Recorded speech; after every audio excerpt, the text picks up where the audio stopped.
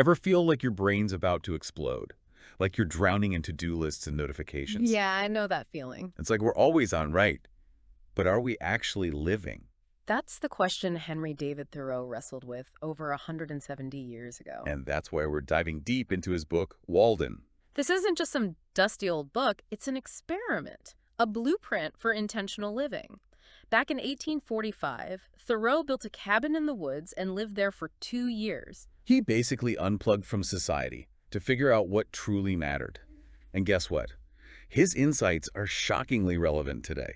Totally. So much of what we struggle with today, Yeah. information overload, consumerism, the constant pressure to achieve. Thoreau was grappling with these same things back then. He wanted to strip life down to the essentials, to front only the essential facts of life, as he put it. I love that quote. It makes you think, right, what are my essential facts? What can I let go of to make space for what truly matters? Right. And Thoreau wasn't shy about criticizing consumerism. Even back then, huh? Oh, yeah. He said, most of the luxuries and many of the so-called comforts of life are not only not indispensable, but positive hindrances to the elevation of mankind. Wow. That hits hard, especially today. We're constantly bombarded with ads telling us we need the latest gadgets, the newest clothes, the biggest house. It's exhausting. Totally. And it makes you wonder, are these things actually making us happier? Thoreau would probably say no. He believed true happiness comes from within, from living in alignment with your values. And that's where his idea of self-reliance comes in. He wasn't just talking about building your own cabin and growing your own food, Right. It was more about cultivating inner independence. like freedom from the need for external validation or material possessions. Exactly. Think about how much time we spend on social media, chasing likes and comparing ourselves to others. Thoreau's idea of self-reliance encourages us to question those influences and define our own values. Okay, but doesn't that risk becoming, like, isolating? I mean, didn't Thoreau basically become a hermit? Well, he definitely valued solitude. He believed it was essential for self-discovery and reflection.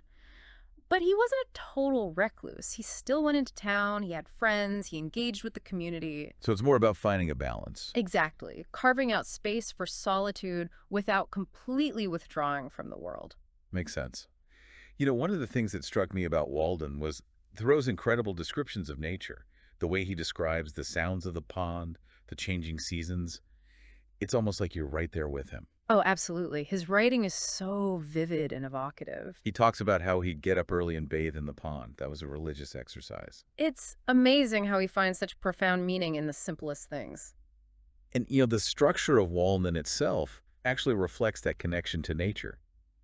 Each chapter is like a walk through the woods, taking us on this journey of observation and reflection. It's an invitation to slow down, to really pay attention to our To surroundings. find beauty in the everyday. Exactly. But Thoreau doesn't shy away from asking the tough questions either. Like, are we really living or just existing? He wrote, "The massive men lead lives of quiet desperation." And that's a pretty unsettling thought. It is. It makes you wonder, are we sleepwalking through our lives? Are we missing out on what truly matters? And that's where Walden offers us this incredible perspective. It's not a set of rules to follow, but an invitation to examine our own lives, To define what a meaningful life looks like for us. to choose how we spend our time and energy, and to align our actions with our values. So even though Walden was written over 170 years ago, it's still so relevant today. Maybe even more so, given all the distractions and pressures of modern life. It's like a roadmap to finding peace and purpose in a world that often feels chaotic. Here's something to think about. Could Thoreau's ideas, born in a time of relative simplicity, be even more valuable today? In our age of digital overload and constant stimulation, could they be the key to reclaiming our time, our attention, and ultimately our lives? I think it's definitely worth exploring. And who knows? Maybe spending some time with Thoreau's words will inspire you to embark on your own experiment in intentional living. You might be surprised by what you discover.